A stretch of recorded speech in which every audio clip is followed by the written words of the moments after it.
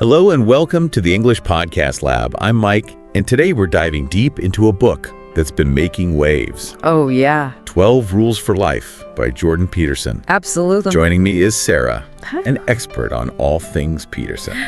You could say that. Sarah, ready to unpack some of these thought-provoking ideas? Absolutely, Mike. Okay. This book is so much more than like your typical self-help guide. Yeah. It's like this blend of psychology and biology and philosophy, Right. all woven together to help us understand what it means to live a truly meaningful life. That's a really good point. Yeah, I mean, we've definitely got a lot to cover today, so we do. let's jump right in. Okay. One of the things that really struck me was Peterson's use of lobsters Lobster. to explain social hierarchies. Yes. I mean, who knew lobsters could be so insightful? It's fascinating how he uses these creatures, who've been around for millions of years Right. to show how deeply ingrained social hierarchies are in our biology. Oh, yeah. It's like even though we're these complex beings, Yeah. we still share some fundamental drives with these ancient crustaceans. Right. Especially when it comes to how we react to winning and losing. Oh, that's interesting. Yeah. And that leads perfectly into his first rule. Okay. Stand up straight with your shoulders back. Oh, posture. I was so intrigued by how he links posture to Everything. everything. Yes. From serotonin levels to confidence Uh-huh. and even how others perceive us. It's true. It's not just about looking good, though. Right. Peterson argues that good posture Yeah. is like a physical manifestation of accepting responsibility for your life. That's deep. It's about choosing to engage with the world head on Okay. instead of shrinking back. So it's like by physically standing tall, Yeah. you're also mentally preparing yourself Yes. to face challenges. You got it. Wow. It's about claiming your space in the world Right. and signaling that you're ready to take on whatever comes your way. I like that. Yeah. Claiming your space. Claiming your space. Okay. Okay. Now, rule number 2. Okay. Treat yourself like someone you are responsible for helping. Oh, this is a good one. This one really hit home for me. Yeah, I think we've all been guilty of caring for others definitely. better than we care for ourselves. It's so true. Why do you think that is, Sarah? Well, Peterson taps into clinical psychology here. Okay. He says a lot of us have this inner critic Yes. that's way harsher than we'd ever be to a loved one. Right? Like, this rule is a call to quiet that inner critic, Okay. recognize our own worth, Yeah. and start treating ourselves with the same compassion and care Yeah. we'd offer someone we love. It's like that saying, you can't pour from an empty cup. Right? You have to take care of yourself Yes. before you can effectively help others. Exactly. I like that. And that brings us to rule number 3. Okay. Rule number 3. Make friends with people who want the best for you. Yeah. I think we all know people Oh, yeah. who drain our energy and bring us down. Energy vampires. Peterson encourages us to be mindful Yes. of who we surround ourselves with. It's like building a support system that lifts you up Right. and encourages your growth, Right. not one that drags you down. Yeah. We need friends who challenge us to be better Yes. without tearing us down. Yes. People who celebrate our wins Yep. and are there for us during tough times. For sure. The Absolutely. people we spend time with have a huge influence on our lives. Oh, yeah. They can either empower us or hold us Absolutely. back. Yeah. So choosing our friends wisely Absolutely. is crucial for our well-being. Rule number 4. All right. Compare yourself to who you were yesterday, Okay. not to who someone else is today. I love that. Such a simple concept, Yeah. yet so profound. It's true. It's a powerful reminder to ditch the comparison game Yes. and focus on our own progress. This rule really highlights the importance of individual growth. Right. We all have our own unique journeys. And comparing ourselves to others only leads to envy and self-doubt. Exactly. Instead, we should aim to become a better version of ourselves each day. Now, rule number 5. Okay. Do not let your children do anything that makes you dislike them. This is a spicy one. I know this one sparked a lot of debate. It did. What's your take on this one, Sarah? I think this rule often gets misinterpreted. Yeah. It's not about harsh punishments or authoritarian parenting at all. Right. It's about understanding that discipline Yeah. is actually a form of love. Hmm. By setting clear boundaries and expectations, So- we help our children develop Right. into responsible, well-adjusted individuals. So it's about teaching them how to navigate the world successfully Exactly. and build positive relationships. Yes, We're equipping them we are. with the skills they need Right. to be people Yeah. that others want to be around. That's a great way to put it. That leads us to rule number 6. Set your house in perfect order Okay. before you criticize the world. This is a good way. Before we go out and try to change the world. Yeah, Peterson wants us to take a good hard look in the mirror. that's right. He's basically saying, get your own act together before you try to fix the world. Yeah, It's a reminder that real change starts with self-improvement absolutely. and taking responsibility for our own lives. It's about recognizing that we can't expect to make a positive impact on the world Yeah. if we haven't addressed our own flaws and shortcomings. Okay. It all starts with personal accountability. This brings us to rule number 7. All right. Pursue what is meaningful, Okay. not what is expedient. I like this one. This one really resonated with me. Yeah, It's a challenge to go after what truly matters, it is. even when it's tough, Uh-huh. instead of always taking the easy way out. It's about identifying what gives your life purpose Right. and then having the courage to pursue it. Yeah. Sometimes what's convenient in the short term can actually sabotage our long-term happiness and sense of meaning. So it's about playing the long game Yeah, and prioritizing fulfillment right. over instant gratification. That's it. Yeah, it's about making choices, that align with our values Right. and aspirations, even when they're difficult. Okay. Yeah. And that segues perfectly into rule number 8. Okay. Tell the truth. Or at least don't lie. Oh, yeah.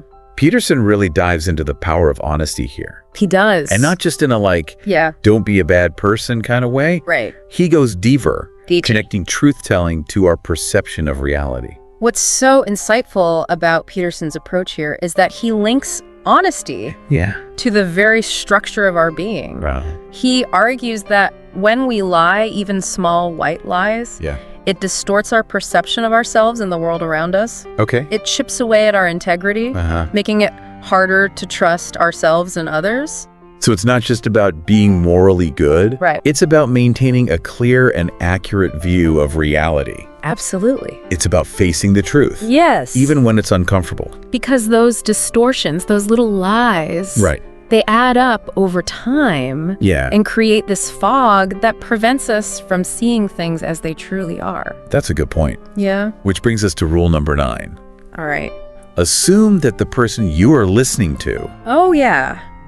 might know something you don't. I love this one. This one really speaks to the importance of Absolutely. open-mindedness Yes. and genuine curiosity. Yes. Wouldn't you say? It's about approaching conversations with a willingness to learn Yeah. rather than just waiting for your turn to speak. Yeah. It's about recognizing that Yeah. we don't have all the answers Right. and that everyone, regardless of their background, Oh. has something valuable to teach us. It's about intellectual humility, isn't it? It is. It's acknowledging that we can learn from anyone, Yes. no matter who they are or what they believe. We've all encountered those know-it-alls Oh, yeah, for who sure. are so convinced of their own rightness Right. that they can't even entertain another perspective. Yes. This rule is an antidote to that kind of closed-mindedness. That's a great way to put it. It encourages us to truly listen and be open to new ideas. So it's about approaching conversation Yeah. with a sense of wonder Yes. and a willingness to have our own assumptions challenged. Indeed, and that ties in beautifully with rule number 10. Okay. Be precise in your speech. Oh, yeah. Peterson is a big believer in the power of language. I see that. He argues that clear and accurate communication Right. is essential not just for understanding others, Okay. but also for understanding ourselves. Because when we can articulate our thoughts and feelings clearly, Yeah. it helps us make sense of them. Uh-huh. It's like bringing order to the chaos in our own minds. It is precise language Yeah. leads to misunderstandings and confusion. For sure. But when we're careful with our words, we can express ourselves more effectively, Okay. build stronger relationships, Yep. and even solve problems more efficiently. Okay. This next rule is one of my favorites Okay. because it's so unexpected. Oh, really? Rule number 11. Right. Do not bother children when they are skateboarding. Oh, wow. At first glance, Yeah. it seems totally random. It does. But Peterson uses skateboarding yeah. as this brilliant metaphor I love it. for healthy risk-taking Yes. and the development of competence. It reminds us that children need to be challenged in order to grow. Right. They need opportunities to push their boundaries, Okay. learn from their mistakes, Yeah. and develop resilience. Okay. It's about giving them the space to explore and experiment within safe boundaries, of course. So it's about finding that sweet spot between protecting our kids Yeah. and allowing them the freedom to develop their own independence and self-reliance. You gotta overprotecting children can actually stunt their growth Wow. by shielding them from all risks and challenges. Right. We prevent them from developing the skill and confidence they need to navigate the world successfully. And finally, we arrive at rule number 12. Right? Pet a cat when you encounter one on the street. What? This one seems so simple. Yeah. Yet, like everything else in this book, Right. there's a deeper meaning beneath the surface. This rule is all about finding moments of joy and beauty in the everyday. Okay. It's a reminder to slow down, Okay. appreciate the simple things, Yeah. and connect with something larger than ourselves. It's about finding those little sparks of wonder Yes. that can make even the toughest days a bit brighter. Exactly. It's a call to cultivate a sense of awe and gratitude for the world around us. Yeah. Life isn't always about striving and achieving. Right. Okay. It's also about savoring those moments of peace and contentment Okay. that nourish our souls. So there you have it. We made it. 12 rules for life, as envisioned by Jordan Peterson. That's right. We've explored a lot of ground today. We have. From lobster hierarchies Yes. to the importance of petting cats. It's incredible how Peterson weaves together all these seemingly disparate ideas into this compelling narrative about what it means to live a good and meaningful life. Right. He pushes us to think differently about ourselves, our relationships, and our place in the world. What I find so compelling about Peterson's work is that he doesn't shy away from the tough stuff. No, he doesn't. The cackles these big questions about suffering, responsibility, and the search for meaning head on. And he does it in a way that's both intellectually stimulating and surprisingly accessible. Yes. He pulls from all these different fields of knowledge to make his points. Right. And he doesn't just tell us what to think. Yeah. He encourages us to think for ourselves. Exactly. And that's what makes this book so much more than just a self-help book. It's like an invitation to go on this journey of self-discovery and growth. It's about recognizing that life is messy and challenging, but also profoundly beautiful and worth living to the fullest. Wow. It's about striving to become the best versions of ourselves, even when it's hard. So, Sarah, what really stood out to you from all of this? What are some of the key takeaways that you'll be pondering even after we finish recording? You know, the theme of personal responsibility really resonated with me. Oh, yeah. It's so easy to blame our circumstances or other people for our unhappiness. Right. But Peterson reminds us that we have a choice in how we respond to challenges. Okay. We have the power to take ownership of our lives. Right. And create meaning, even in the midst of chaos and suffering. And for me, it was the emphasis on finding meaning and purpose. Oh, yeah. It's easy to get caught up in the daily grind and lose sight of what really matters. Peterson's rules are like a compass, pointing us back to those things that give our life value and direction. I love that analogy, Mike. Thanks. It's like he's providing us with a roadmap to navigate the complexities of life. Well, I think that about wraps up our deep dive into 12 rules for life. You went by fast. We barely scratched the surface. But hopefully we've given you some food for thought. It's a book that you can revisit again and again. Right. And discover new insights each time. If you enjoyed this deep dive, be sure to like, share, and subscribe to this YouTube channel. Yes. For more explorations of fascinating books and ideas. Definitely. And let us know in the comments what resonated with you. We want to hear from you. Until next time. Yes. Keep learning and keep exploring. Absolutely. What I find so compelling about Peterson's work is that he doesn't shy away from the tough stuff. No, he doesn't. He tackles these big questions. About suffering, responsibility, and the search for meaning head on. And he does it in a way that's both intellectually stimulating and surprisingly accessible. Yeah, it really is. He pulls from all these different fields of knowledge to make his points. And he doesn't just tell us what to think. No. He encourages us to think for ourselves. He does. He really does. And that's what makes this book, I think so, much more than just a self-help book. Yeah. It's like an invitation to go on this journey of self-discovery and growth. It's about recognizing that life is messy and challenging, but also profoundly beautiful and worth living to the fullest.